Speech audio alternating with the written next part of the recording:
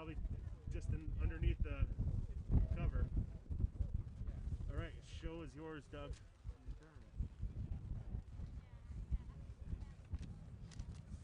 All right. Good morning, everyone. Thank you for coming. Good morning. My name is Doug Chase. I'm the Parks Director for Spokane County. I'd like to introduce the Chair of the Board of Spokane County Commissioners, Al French. Good morning, everybody. Thanks for coming out despite the weather. This is another example of the county investing millions of dollars into recreational activities so that you, our citizens, can continue to enjoy the great quality of life we have in Spokane County. So thanks everybody for coming out and joining us. On behalf of the board, thank you also for supporting the Conservation Futures program that makes assets like this possible. So thanks for being out here, and I'll turn it back over to Doug. Okay, there might be a little easier to hear me. It could be good, or Paul might tell you otherwise. So once again, as you can see, Mother Nature's helping us with the hydro seed, and before you know it, the grasses will grow and we'll be all set for spring. I just have to say, being the park director, this is what it's all about. This is my favorite part of this job, being able to contribute these projects. As Commissioner French mentioned, it's just fantastic. We had phenomenal input and involvement from the community at every level with this project here. So, with that, again, the Conservation Futures land that surrounds us is a perfect example of what can be accomplished with vision, persistence, great leadership, and community support. So with that, there are several leaders and experts that are going to be speaking today. In addition to Commissioner French, we have Spokane County Commissioner Mary Cuny, Executive Director of the Dishman Hills Conservancy, Jeff Lambert, and Dr. Bill Phillips, a member of the Phillips family that we were able to acquire the property from that you're here today enjoying. So I'm going to give just a little background, a plug for our Conservation Futures program that was established in 1994, fueled by a small voter-supported property tax and generous contributions of time and expertise, and additional funding from user groups and charitable organizations. Shortening this up due to the wind, together, these organizations, we've been able to leverage over $11.2 million in additional grant monies using the program monies and those contributions to acquire properties like this one before you. And special thanks to our Special Projects Manager, Paul Knowles, if you could raise your hand. We are poised to receive another $2.5 million in grant funds pending adoption at the state level, thanks to Mr. Knowles and his good work. 3 different grants ranked #1 currently. Very, very, very pleased with that. So to date, the program has acquired and preserved nearly 9,000 acres. And specific to this project, I want to acknowledge the great work of SPVV Landscape Architects. I think Darren's here, worked on this. Maybe Darren can raise your hand. There he is. Okay. As well as Red Diamond Construction, Clearwater Summit Group, Inland Asphalt. Do we have some representatives?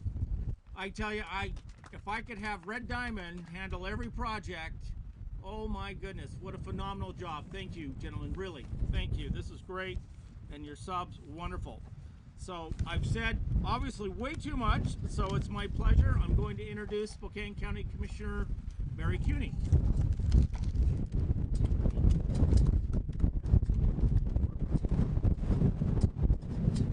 Well, we didn't know it was going to be quite this blustery a day, but we're here and we're going to make it happen. So Doug, thank you for that, and thank you all for being here. We really appreciate it because it is really important to show Spokane County the new trailhead that they're going to be able to access more trails in our community. I have to tell you, I live just over the ridge here. Now here for 10 years, and when I was growing up, I lived here in the Ponderosa area. So this is a great new trailhead for all the people in this area. So within the 2 years, we've been able to build 2 new trailheads and have parking areas welcoming our neighbors and visitors to this beautiful public resource. And in those 2 years, it has taken a lot of effort and a lot of work. And so I want to make sure that I'm acknowledge the volunteers from Spokane Mountaineers, Dishman Hills Conservancy, Washington Trail Association, and Evergreen East that have built nearly 3 miles of new trails here, 2.25 miles within the last 7 months just to make this happen. So with these gifts from these volunteers that they've given to our community, I have to say thank you so much for all that you guys have done, because that makes the trail. So, and I think Jeff will talk about it, but with the Glenrose Trailhead on the other side, and this trailhead, we're going to be able to connect. So that is going to be great. Again, this is not possible without the voter-supported Conservation Futures Program and the support from those organizations that I've mentioned and the Ponderosa neighborhood. So thank you to the neighborhood for letting us come and be part of your neighborhood. I also want to thank our Spokane County Parks staff. Paul and Doug, you guys have done a phenomenal job, so thank you very much for making this happen. And then the Phillips family for working together to make the purchase of the former Flying Owl Ranch, and that way this trailhead can become a reality. And so it's the Phillips family that has the deep roots in Spokane County going back several generations, and there's several of them here today. And I really want to thank them because it's people like you that know you want to preserve this land for the future, to make it something that everyone in Spokane County can enjoy. And so that is a family legacy, and so thank you very much. And so with that, I am going to introduce Dr. Bill Phillips, one of several of the Phillips siblings that are here today and that are helping make this a reality. So thank you, and Dr. Phillips. I want to thank the Dishman Hills and the Spokane County Parks Department for all they've done to make this conservation area a reality. My family and I are so happy that it's going to be preserved. And I want to tell you a little about the family and how we got here. This land has been in the family since 1904. My granddad Henry was an immigrant from Wales, and he settled originally down in Elmira in central Washington. But like a lot of farmers down there, he'd come up here in the winter to make extra money, and he fell in love with the Spokane Valley. So in 1904 he bought the original 60 acres, and then he went back to Elmira to court my grandmother Elizabeth and to sell his farm. The courting went well. They got married in 1905, but it took them a while to sell the farm, so they didn't get back here until 1908. The first building they built was the horse barn, the big barn down there. They lived in the barn with the workhorses while Grandpa and the hired man built the house. We've been out here ever since, and we still use the barn. There weren't a lot of people in the Ponderosa then, but Chester was a thriving little community. Had its own train, had a train station, some businesses, stores, and had what they called a hotel, but it was really a boarding house for the single men. My grandparents were very involved in Chester, in the town and in the church. Over time, there were several families that lived up here on the hill, raised their kids and farmed. When you go up there, you'll be able to see a remembrance of the apple orchard up top. There's a plum orchard, and there's foundations of the houses. So my grandparents were here through thick and thin. During the Depression, they had a hard time of it. They got by an $8 a week. They made from selling the milk and the eggs. But everybody was in the same boat. And then the war came, and like a lot of young men, my dad joined up and went off to fight. He served in Europe with the army. He fought in the Battle of the Bulge, in the subsequent battles. He was wounded in the Ruhr Valley, but he recovered. In 1946, he came back with $2,000 in his pocket, which was a huge sum back then. Most of it was back pay. Several $100s was from poker winnings. He was a tremendous poker player. And then some of it was from money we don't like to talk about, black market cigarette sales. But he wanted to buy a new car, but the domestic cars had just gone back into production, so the waiting list was too long, so he bought land. He bought 10 acres here, 20 acres here, and by 1956 he owns over 600 acres here in the Ponderosa. He had worked in town and helped out on the farm on the weekends. Then my granddad died in 1951. My grandma was going to sell the farm, and my dad didn't want that, so he quit his job and moved back and decided to go into dairying. And year by year, he built the dairy up so that by 1972, they were milking over 140 cows twice a day. He had 500 cows in total, and he never had enough pasture, so he had to rent pasture ground all over. And to move cows, they have to be branded. So my dad Lloyd thought about it, and he decided his brand was going to be a capital L with a wing over it. And so we became the Flying L. Well, that dairying is hard work, and he had health problems in 1973, so he decided to sell the dairy cows and to go into raising beef cattle and growing grain.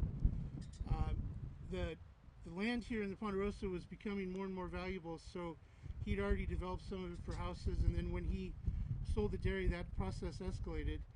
He moved to renting ground in Saltese and in Freeman where he could pasture the cows and grow hay and grain. By the time I graduated high school here in 1983, we were down to less than 100 tillable acres and the land here on the hill. In 1989, my mom passed away, and my dad, he had no sentimentality about the farm. He started to let the buildings fall to disrepair. And then in 1991, he married my stepmom, Faith. Raise your hand, Faith. There you go. And she convinced him to fix up the farmhouse and to fix up the buildings, and she did a lot of work herself, so my family and I are very grateful to her for that. I came back to Spokane in 2013, and by then we were down to 20 acres of pasture and 180 acres here on the hill. And there was no income from the farm, and we had a hard time maintaining the land and paying the taxes, so it looked like it was going to have to go into houses, which I just hated to see. My siblings and I had to do a lot of work on the hill, but it was always our playground. We roamed all over, we rode motorcycles and hiked and camped, and I just was heartsick to think it was going to go into houses. And then Jeff Lambert and the Dishman Hills contacted us and talked us into putting it into a conservation area. They helped us to get it into the Spokane County Conservation Futures Program, and then Paul Knowles helped us negotiate the complex process of getting it sold and getting it into conservation. I have 4 siblings, and we're like 5 cats in a sack, so the process was made a lot more complex by our squabbling. But Paul persevered, and here we are. So again, I can't thank them enough.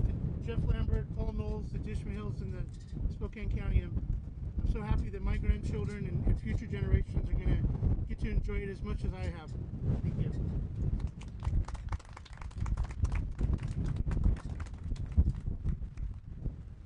So I'm Jeff Lambert. I'm the executive director of the Dishman Hills Conservancy.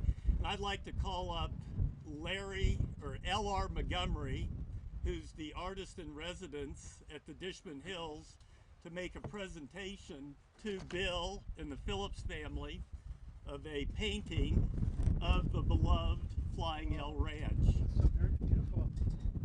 Here, why don't you stand over there?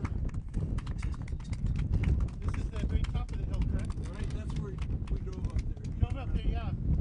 So it's so beautiful up there. You all got a short hike up there. Thank you so much, LR. Thank you. So, Put the lid on it. There we go.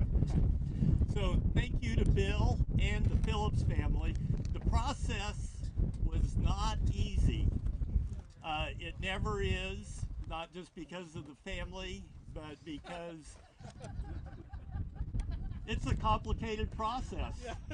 The county has their rules. Speaking of the county, I am so pleased that the county commissioners, including Commissioner Cuny and Commissioner French, have been so darn supportive. This very trailhead is funded through real estate excise tax monies, which is not something that they have to do. So thanks, guys. Thank you so much. I really, really appreciate the support. The county's team, Paul Knowles and Doug Chase, have developed a conservation futures program that is the envy of the state. When I go around the state, they say, we wish we had a program like Spokane does. It's kind of neat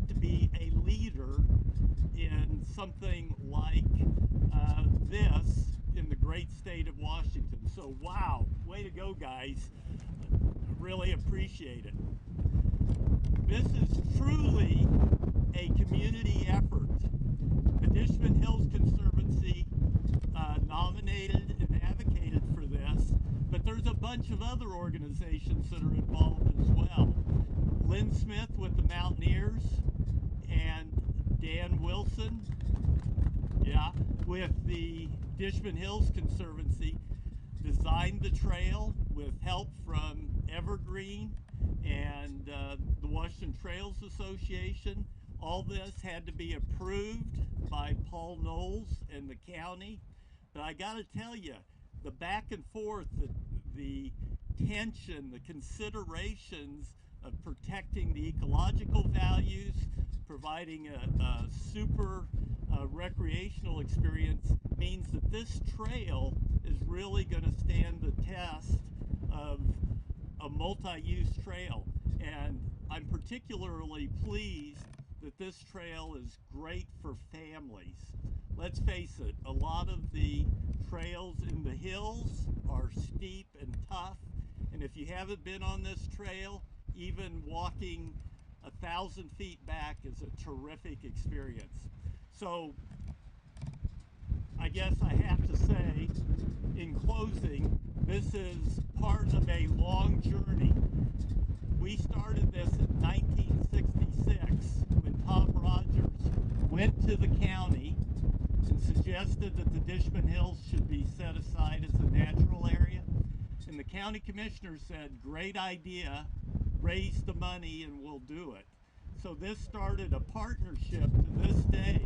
Has developed, now we have 3,200 acres in combination of ownership, and we're only going to do more. So I'm going to be quiet here, and I'm not sure who's next.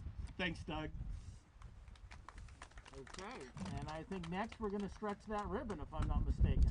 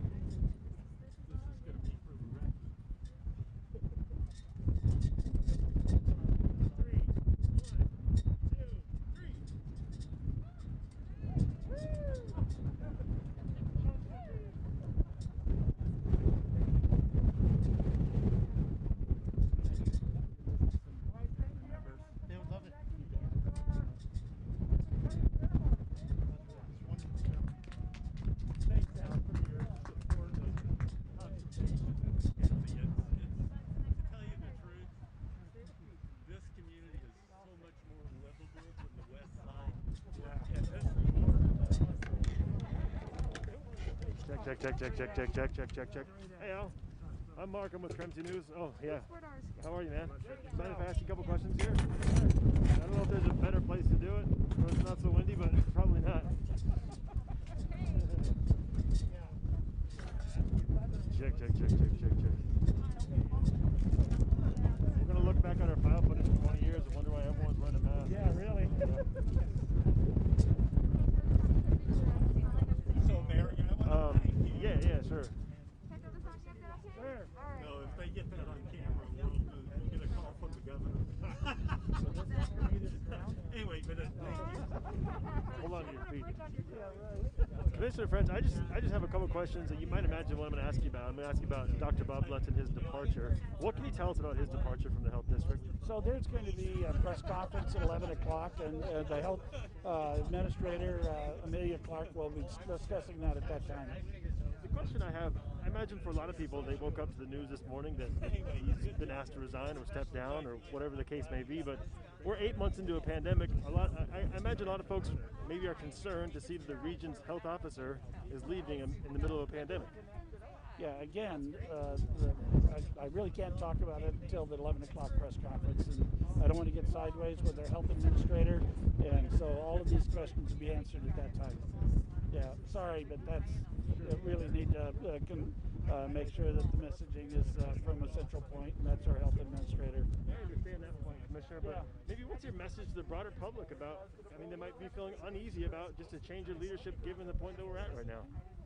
Well, you know, there are multiple sides to that equation. There's some that are feeling comfortable about where we're at, and a lot of other folks that are not feeling comfortable and stuff. And so, obviously, with their spikes that we're experiencing and some of the challenges that we're going through as a community, we need to change the paradigm. We need to be able to drive those numbers down and stuff. So that's the important message out of all of this, is people still be diligent, wear the mask, wash your hands, maintain social distancing, and let's get ourselves out of this so that we can go back to the lives that we enjoyed back in January and February this year. And I don't want to belabor the point, but do you think Spokane County residents should be reassured whoever does fill that role that Dr. Lutz is leaving will be a qualified person and will take the county in the right direction in terms of its response to COVID? Oh, absolutely, absolutely. There's a lot of good medical knowledge and partnerships in this community and stuff, and so we will be making that announcement here shortly, and we'll move forward.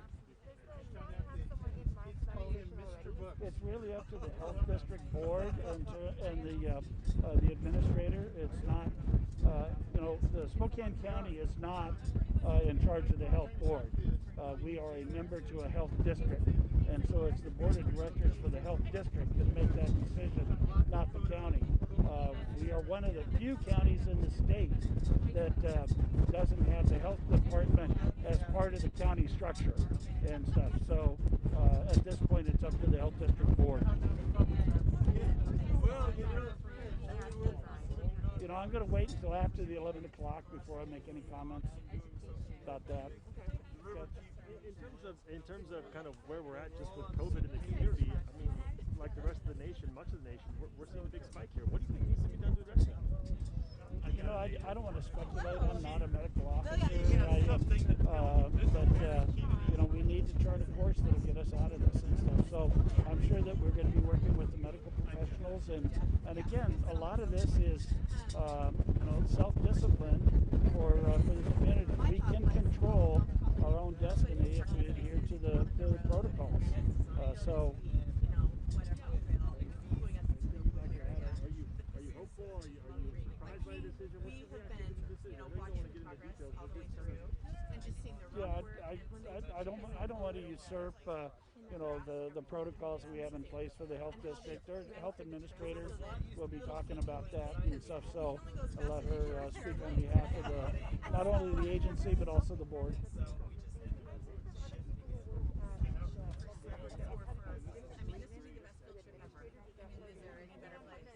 I don't want to speculate on that. I mean, that's a personnel issue, and so that's really between the administrator, the board, and the health officer.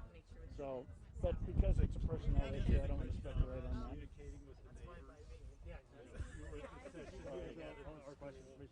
Yeah, I apologize. You know, it's again, the 11 o'clock will be probably where you get the majority of your questions answered. Well, I mean, there's always a concern, but you never know. Seems like an odd They can do that. You know, there's a lot of opinions around the timing of this, and there's a lot of angst in the community about, why are we not moving further? Why have we not moved faster? There are a lot of businesses that are struggling. There are a lot of families that are struggling, until at the national level we get some kind of stimulus package and stuff. There's a lot of folks that are really hurting. We just, as the Board of County Commissioners, we just gave the food bank another $2.5 million to address food sustainability. We're doing things for rent assistance. This is unique times, and so we're doing what we can to help those in our community, especially those that are at that are struggling the most. So, it's a difficult position, and a lot of folks are really anxious about getting out of this. They what's farm? Thanks. It was so steep today. Yeah, thanks. Yeah, sledding, yeah, exactly. And he actually planted grass, and then every spring he'd go up and fertilize it. I remember thinking how steep it was. Keith was driving the tractor one time, and the tractor sliding. He said, "Well, just turn the wheels uphill." So she did, and then she's like,